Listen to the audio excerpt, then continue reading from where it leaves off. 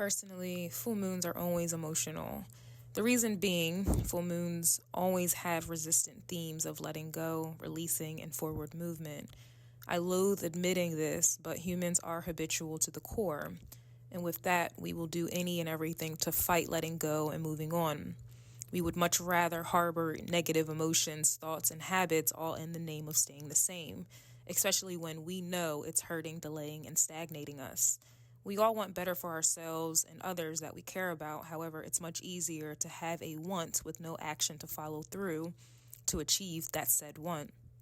Perfect example, we all want to be successful in our own rights, but when it comes time to put in solid and consistent action to achieve our versions of success, we lack and slack. Maybe, just maybe, it's just me. I find that I have high standards and goals, but I always resort to self-sabotage, excuses, escapism, which tends to lead to more negative emotions that require coping mechanisms. All in all, it's a vicious cycle. It's much easier to do what's harder because at some point it becomes easier.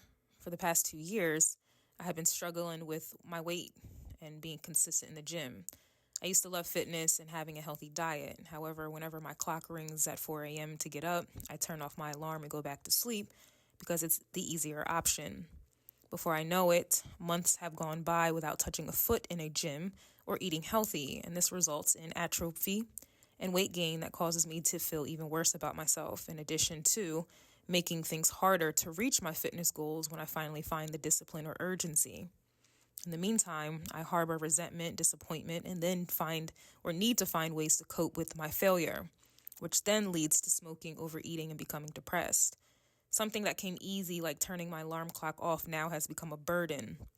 When it's time to look in the mirror, put on clothes that I can no longer fit, and I find the natural energy that I should have, but lack due to a poor diet.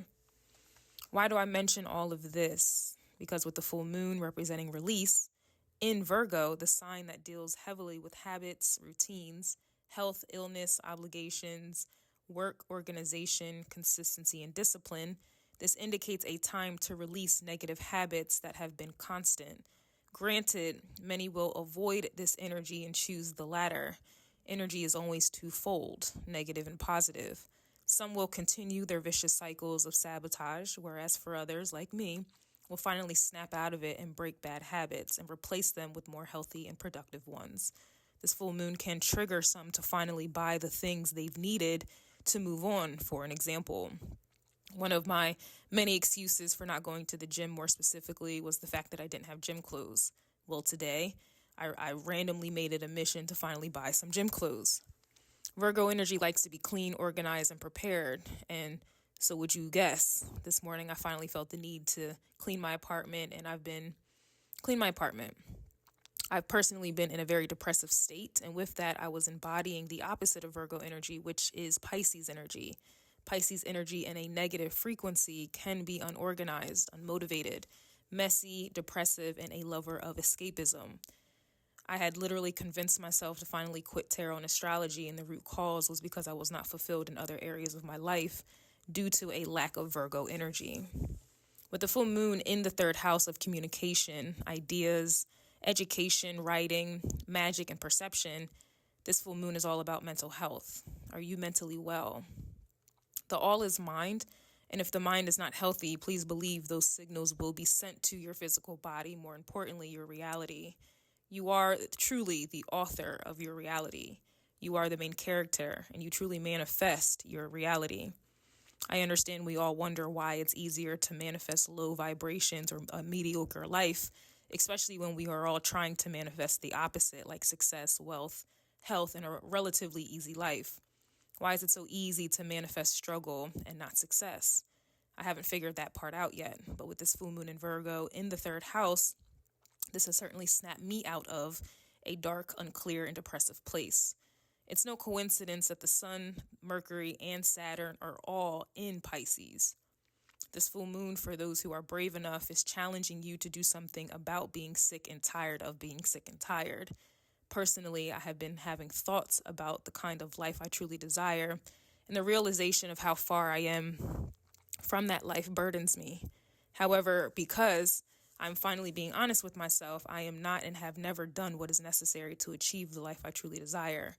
I am tired of being overweight, invisible, overlooked, lonely, broke, and unhappy. I've been reading a lot lately, and the stories I read about, though fictional, make me yearn for the life and love these characters in the books have. Granted, it's fictional, so it's heavy on the Piscean energy. However, it's motivational. We always question why toddlers always gravitate towards being bad, but I wonder the same for adults. I wonder the same for myself. Why is it so easy to develop piss-poor habits and not productive, active, and healthy ones? This full moon has helped me truly realize that I want and deserve better for myself. This full moon should trigger the same in you. If not, you are not ready or heeding the call of your soul's need. The third house also deals with your immediate environment. And while I was running much needed errands and relishing in some retail therapy today, I took a good look around and it finally dawned on me that I hate where I live and the people I'm surrounded by. I truly believe that we are products of our environment, and looking around today, I realized that I have morphed into my unmotivated, lazy, selfish, and withdrawn environment. I live in a very small state, which is Delaware, and I realized today on a soul level that everyone is small-minded, considering it's a small state. I was born and raised here, but I do not want to physically die here, though I feel spiritually I am dying in a non-rebirth kind of way. Are you personally in an environment that is dead, that makes you feel as such? In conclusion, this full moon is all about your mental health and releasing any and everything that is a detriment to your healthy mind. I mentioned wanting to quit astrology and tarot, which is something I'm spiritually gifted to do and genuinely love doing. I wanted to quit because who I was sharing my gift with was repeatedly showing me that it was not appreciated, valued, or even understood. My environment was killing my passion and stealing what I truly love and was gifted with and to do. It took today to finally realize that I need to only share with those who encourage life and growth and not the opposite. So here I am writing and delving back into astrology. I had to realize the root cause of why I was overeating and refusing to be consistent with my diet and fitness regime. I have identified it, and I'm ready to release those negative strongholds so I can move forward. Nothing in the beginning is easy, but it will at some point be. Do the hard things first and avoid anything that comes easy, because I promise you it's a trap. I noticed more recently how alone I am and how it's like I'm invisible to everyone. Sometimes I question if I really did die and I'm just a lingering soul that no one can see. It isn't until writing this that I realize it is a blessing that I am in disguise. As I've mentioned before, my environment is toxic and low vibrational. The fact that no one sees or engages with me is a compliment and lets me know where I am. Lets me know where my frequency is. It's clearly above most. It's like demons avoid me, and I truly see it that way now. I am protected, isolated, and shielded. Everyone will be at different stages, but hopefully this synopsis of the full moon in Virgo third house report has helped you get the gist. The main thing to take away from this is questioning your mental health and your environment. And keep in mind the third house is your immediate physical environment, but the third house also deals with social media. So is your social media environment healthy? And lastly, if you made it this far, I want to thank you all. I want to thank you all who have been loyal, supportive, and encouraging to me on my spiritual journey that I started about 4 years ago on YouTube.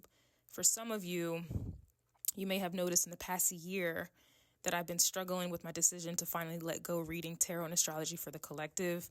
I feel that I have done my part to assist those who I was called to assist, or to call, rather.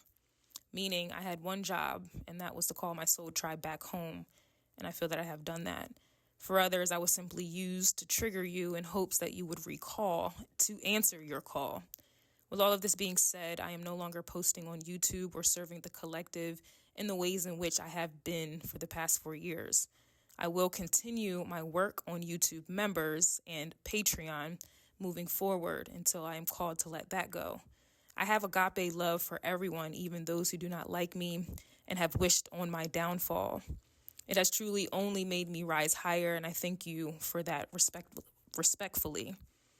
I do not want to leave the collective on a bad note, but I also understand that it is time for me to finally let go and to detach. This is goodbye, and until the next lifetime or dimension.